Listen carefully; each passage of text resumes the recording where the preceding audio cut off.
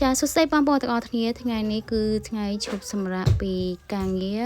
ខ្ញុំជាមួយនឹងមិត្តភ័ក្តិរបស់ខ្ញុំបានធ្វើដំណើរទៅផ្លូវជាតិលេខ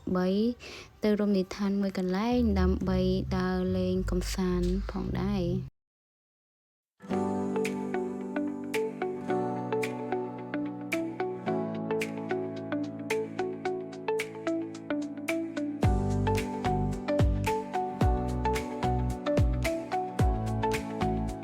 ចាឥឡូវនេះពួកខ្ញុំបានធ្វើដំណើរមកដល់រមណីយដ្ឋានមួយកន្លែងនឹងហើយ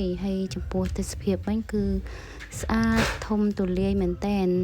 ហើយនៅទីនេះដែរគឺមានដូចជា playground ជាមួយនឹងអាងហែលទឹកសម្រាប់បងប្អូនដែលគាត់អាចយកកូនរបស់គាត់មកដំណើរកម្សាន្តនៅចុងសប្តាហ៍ផងដែរ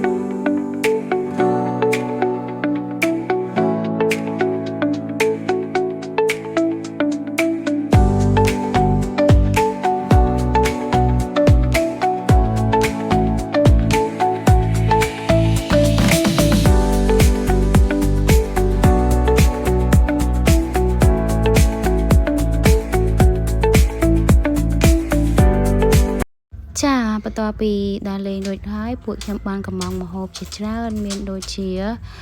បុកល្ហុងមាន់ដុតអំបិលម្ទេសផ្អកសាច់ជ្រូកឆារំលេងគល់ស្លឹកគ្រៃ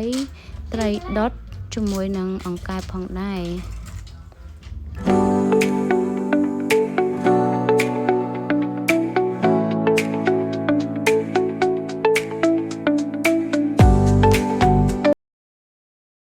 ចាចំពោះទេសភាពវិញគឺស្រស់ស្អាតមែនតើណាបងប្អូនបែបលក្ខណៈតាមជនបទធ្វើឲ្យយើងស្រស់ស្រាយ